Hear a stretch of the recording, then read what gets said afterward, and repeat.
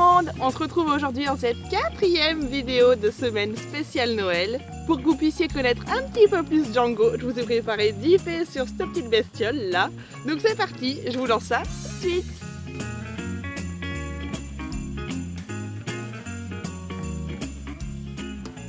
Alors, premier fait, Django, il adore l'eau. J'ai découvert ça vraiment cet été, on s'est éclaté. Je savais qu'il aimait la douche, mais alors, on a été se promener à un étang et Django a trouvé le seul moyen de se rouler clairement au milieu de l'étang, de prendre un bon bain, de se baigner, de se coucher.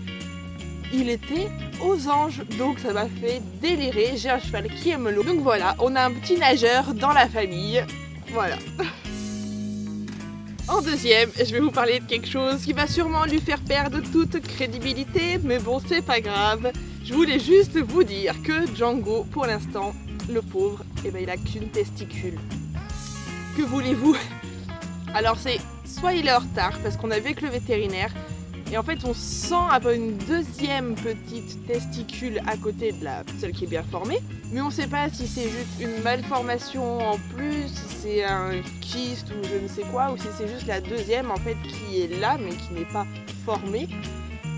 Donc voilà, sachant qu'aussi Django il a un peu de sang d'espagnol, enfin il paraît, donc je me méfie, je sais que les espagnols ils sont quand même assez tardifs, donc je me laisse un petit peu de marge quand même pour voir si elle descend.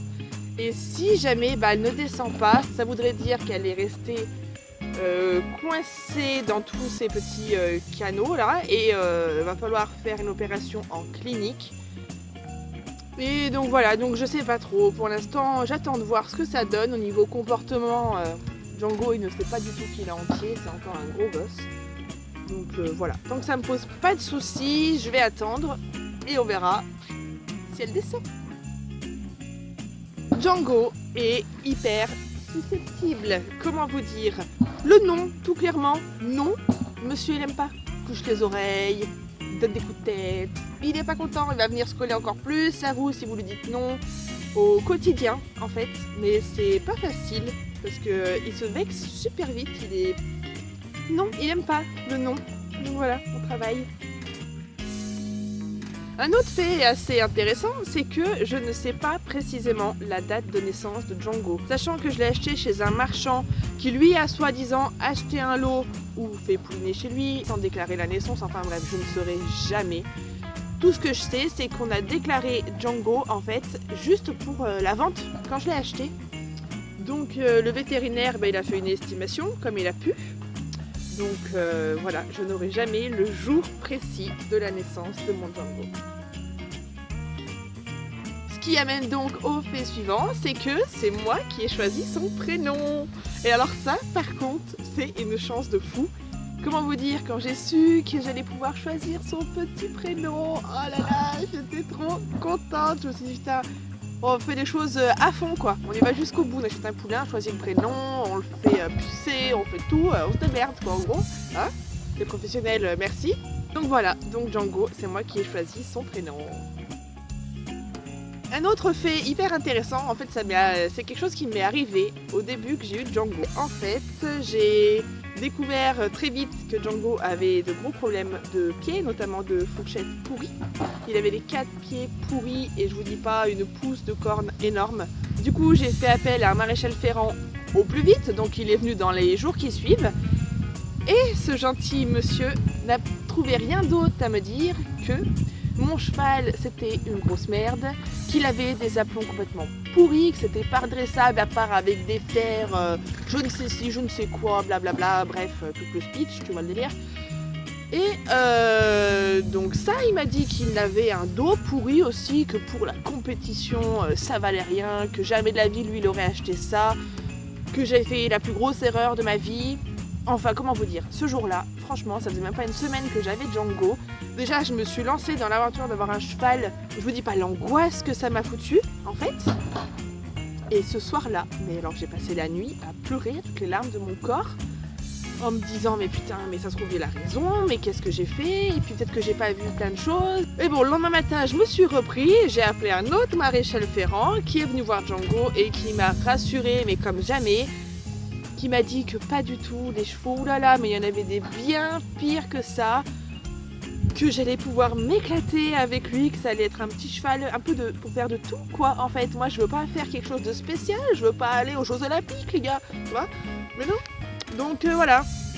Donc il m'a bien rassuré et il a fait un super boulot parce qu'effectivement Django il avait pas les pieds ni les pattes très droites quoi, voilà. Donc il a fait un super boulot, je vous mets quelques petites photos hein.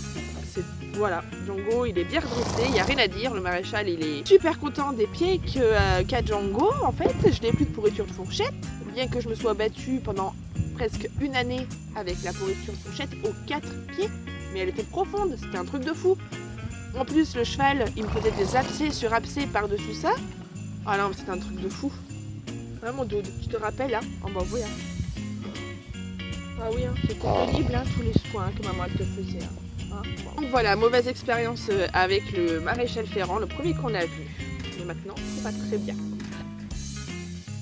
Autre petit fait sur Django, c'est que Django, il est littéralement amoureux d'une jument voisine. Pourtant, il y en a plusieurs des juments.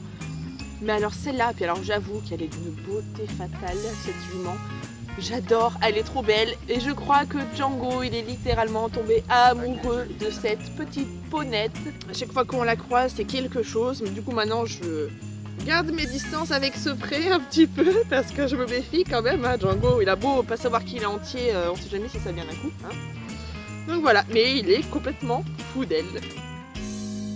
Et oui, Django n'aime pas aussi que les chevaux, mais il adore les chiens et les moutons. C'est radical, on en croise, il est là comme ça, il veut à tout prix aller les voir, les renifler, les pots de colle avec, oh là là, c'est vraiment, je crois, ses animaux préférés. Voilà, si vous pouvez avoir un mouton de compagnie, Django, ce serait le plus heureux. 9e fait, Django adore qu'on lui gratte les fesses. Alors ça, c'est vraiment son truc. T'as beau le gratter où tu veux, il va forcément se retourner tout doucement, petit à petit comme ça, et t'amener à lui gratter sa grosse paire de biches. C'est son truc. Django, il adore qu'on lui gratte les fesses. Voilà, c'est Django, quoi. Et dernier fait sur Django, c'est que Django, il s'est déjà fait arracher une dent. Le pauvre, oh, ça m'a fendu le cœur, c'était horrible. On lui a enlevé une dent de loup, en fait, qui n'était pas assez sortie pour permettre qu'on la laisse, en fait. Parce que dent de loup, faut savoir que soit elle sort complètement et à ce compte-là, elle peut ne pas gêner le mort, soit elle sort qu'un tout petit peu et à ce compte-là, si vous mettez un mort, le mort va venir riper sur la dent de loup, enfin c'est au risque en tout cas qu'elle vienne riper. Et donc il m'a dit de toute façon, elle ne poussera pas plus, elle restera comme ça, donc vaut mieux l'enlever tout de suite. Donc c'est ce qu'on a fait. Je vous mets 2-3 petites images de Django complètement stone parce qu'on lui avait fait une injection quand même bien puissante pour l'endormir. À vous dire, je lui tenais la tête et je maintenais son corps en équilibre parce que c'était impressionnant à voir. Franchement, moi j'étais là en train de tenir la tête du cheval pendant qu'il lui arrachait la dent. Comment vous dire? Moi je me suis fait arracher 7 dents dans ma vie. C'est horrible, horrible. Et bah voilà, j'avais trop de compassion, c'était voilà, horrible, dégueu. Voilà, j'espère que la deuxième, il n'y aura pas besoin de la faire. Voilà. Voilà, et bien sur ce, je vous fais à tous des gros bisous. Et je vous dis rendez-vous demain 10h pour une nouvelle vidéo spéciale Noël. Bye!